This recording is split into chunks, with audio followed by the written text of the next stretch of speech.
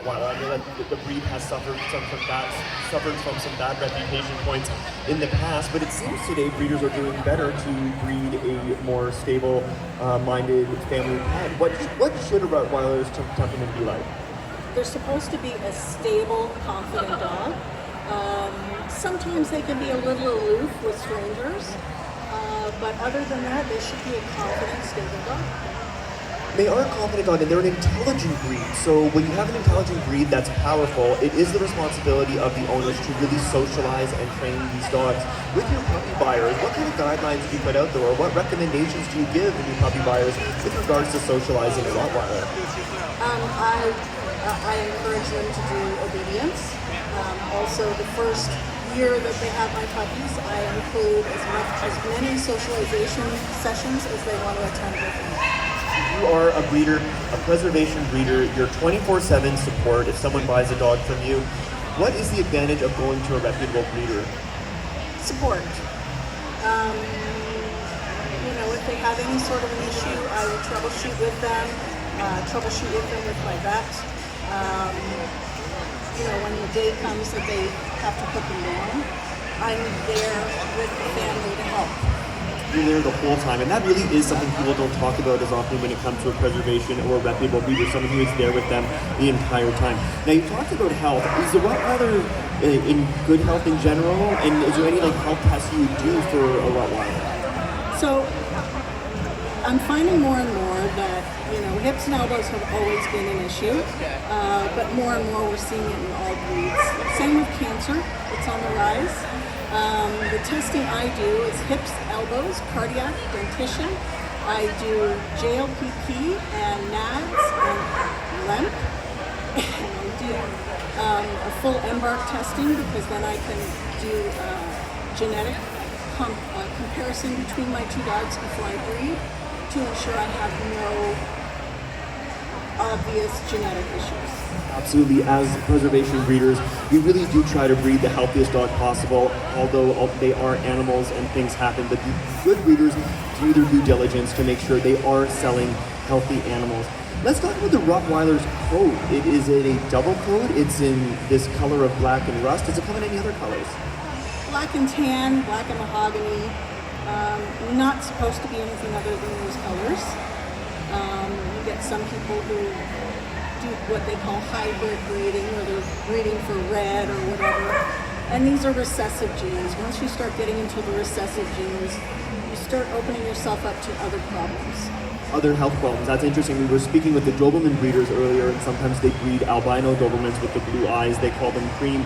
And it's not just that the breeders don't want to have these other dogs in the market with them. The reason why a lot of breeders are saying no to fad colors is because with these fad colors come health problems, and the health and well-being of the dog should be of utmost importance at all times. Now, does the coat require any type of grooming, and what would you do on a regular schedule to keep a dog in such a nice coat? They don't need a lot. You can brush them once a week. Bathing, they don't need to be bathed very often. I mean, I bathe them before shows and stuff. But otherwise, the tool I like to use the most is hot toweling. Because when I hot towel the dogs, it helps strip away excess oil and dirt while redistributing the healthy oil that's still supposed to be there. Very interesting. Now, do they shed seasonally, or is it kind of an ongoing thing? With the Dobermans and the Dalmatians, they said it just kind of is constantly. With this thicker bit of coat, is it more seasonal with the Rottweiler? It's a bit of both. Some dogs tend to do it more than others. If you're breeding, it's different because females will blow their coat when they have a litter, they'll blow their coat when they're weaned from the litter, they'll blow their coat when they're in heat. So that's a whole other ballgame. But on the regular, a spayed or neutered dog should be seasonal. Change of the seasons, I see. How much exercise, this is a very powerful breed, how much exercise is recommended?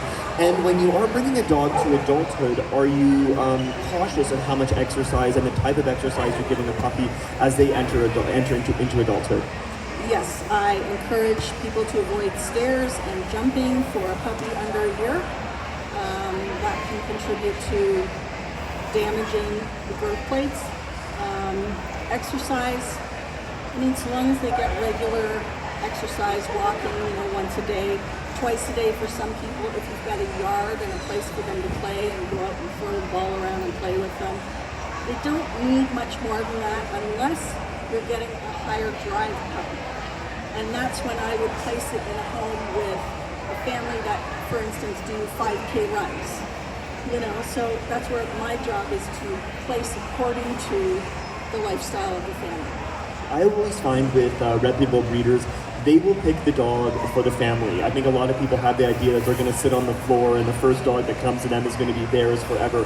I would highly recommend that you allow a reputable breeder to pick the dog and put aces in their places, meaning that let the breeder who has spent time with this family of dogs, who has, you know, raised these dogs for 8 to 12 weeks is litter, and they know exactly the personality and they're going to match you appropriately. I have been very happy with that, and I would recommend that as well. Now, Chris, your Rottweilers are sweethearts, and as you can tell from your booth you have here, everyone just wants to cuddle with them. Are they good family pets, and are they good with children and other animals generally? Yes, as a rule.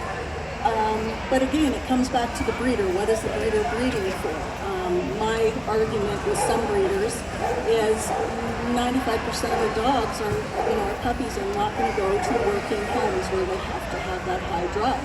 So we really need to breed for a more medium level dog so that they do match with families. Well, thank you so much, Chris, for always being so helpful to us at the Breeders' Village. You can see Chris and her wonderful Rottweilers. They're just about 2 rows up there, and they've got a nice big booth and lots of room for cuddling if you want to cuddle with a Rottweiler. Well, today and actually all weekend is your lucky day because we've got Chris and her Rottweilers here. Thank you so much for taking part once again. That's a Rottweiler, folks. That's from the working group here in Canada. We've got 7 groups here in Canada representing dogs with different purposes.